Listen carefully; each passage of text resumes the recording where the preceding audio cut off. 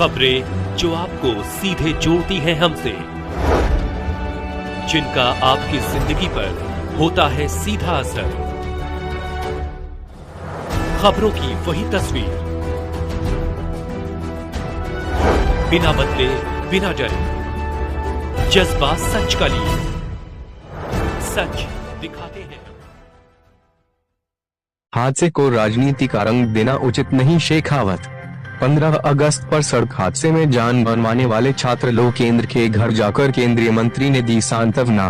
जोधपुर 23 अगस्त केंद्रीय संस्कृति एवं पर्यटन मंत्री गजेंद्र सिंह शेखावत शनिवार को गृह जनपद पहुंचे और 15 अगस्त पर सड़क हादसे में जान गंवाने वाले छात्र लोकेंद्र के परिजनों से मिलकर उन्हें सांत्वना दी। इससे पहले एयरपोर्ट पर मीडिया से बातचीत में शेखावत ने छात्र लोकेंद्र की मृत्यु को दुर्भाग्यपूर्ण बताया।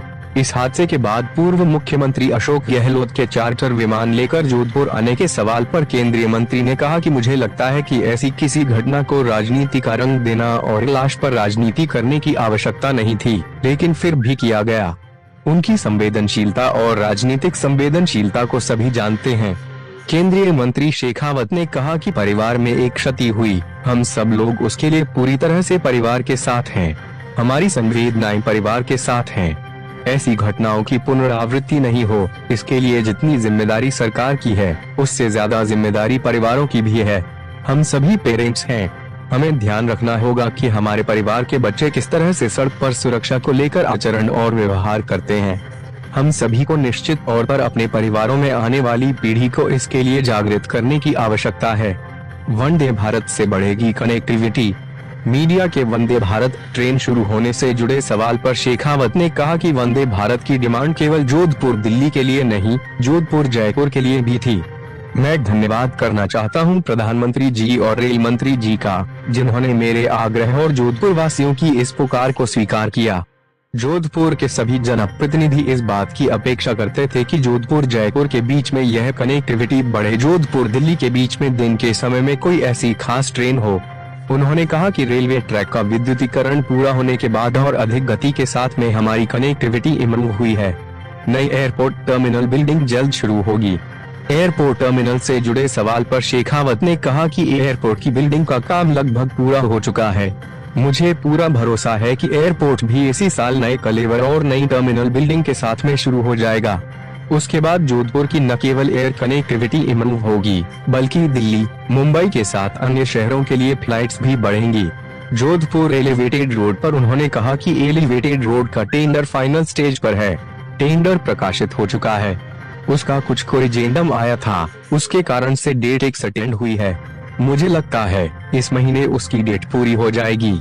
एक बार टेंडर में कोटेशन तय हो जाए, आने वाले समय में एलिवेटेड रोड की फाउंडेशन सेरेमनी रखी जाएगी। 130वें संविधान संशोधन से जिन्हें खतरा, उनका भय स्वाभाविक।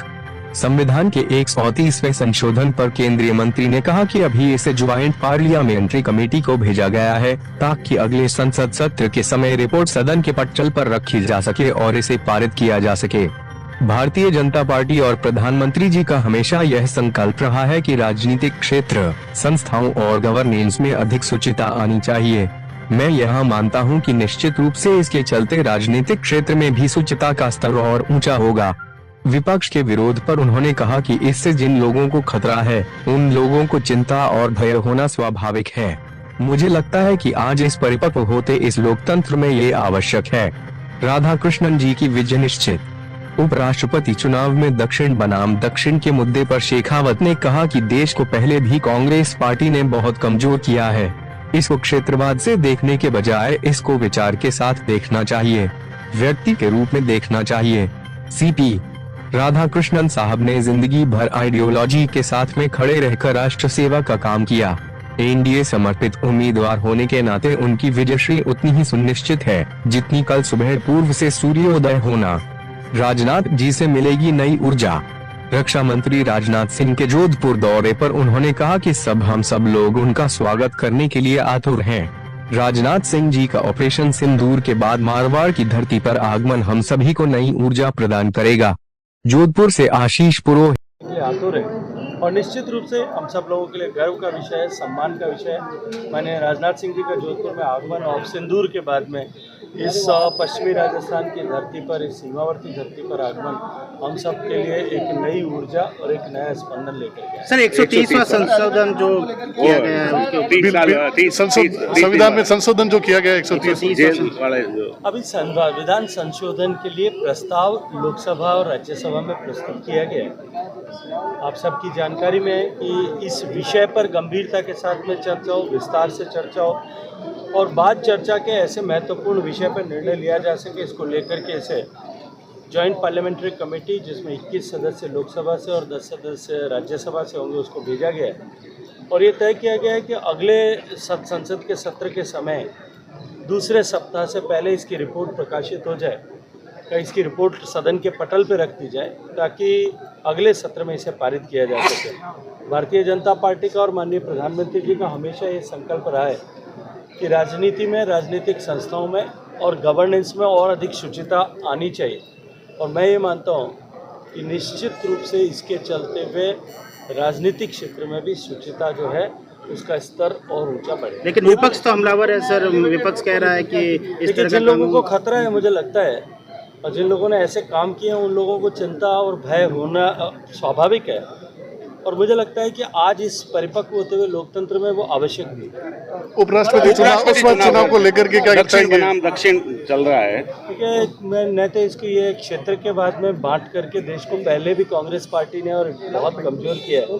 मुझे लगता है इसको क्षेत्रवाद से देखने के बजाय इसको विचार के साथ में देखना चाहिए, व्यक्ति के अनुकूल देखना चाहिए। सीपी राधाकृष्णन साहब जिंदगी भर आइडियोलॉजी के साथ में खड़े रह करके उन्होंने राष्ट्र सेवा का काम किया है और भारतीय जनता पार्टी के समर्थित एनडीए समर्थित प्रत्याशी होने के नाते उनकी विजयश्री उतनी ही सुनिश्चित है जितनी कल सुबह का सूर्योदय पूरब से होना सुनिश्चित है।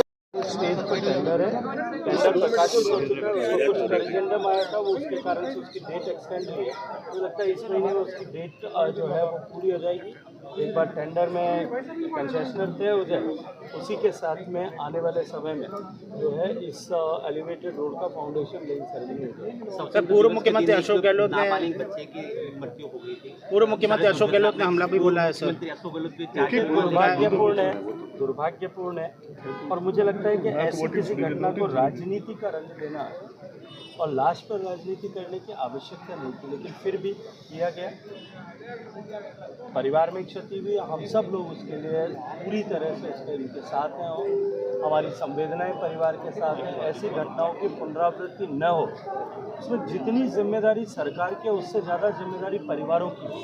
आप और मैं सभी युवा बच्चों के अभिभावक हैं, हम सबको भी इस बात का निश्चित रूप से ध्यान रखना होगा कि हमारे परिवार के बच्चे किस तरह से सड़क पर सड़क सुरक्षा को लेकर के किस तरह का आचरण और व्यवहार करते हैं। हम सबको निश्चित रूप से जो है अपने परिवारों में आने वाली पीढ़ी को इसके लिए जागृत और जागरूक करने की आवश्यकता है। सर मुख्यमंत्री जी को असंवेदनहीन कह रहे हैं वो तुम पूर्व मुख्यमंत्री जी। देखिए उनकी संवेदनशीलता को सारे लोग जानते हैं और उनकी राजनीतिक संवेदनशीलता को भी जानते हैं।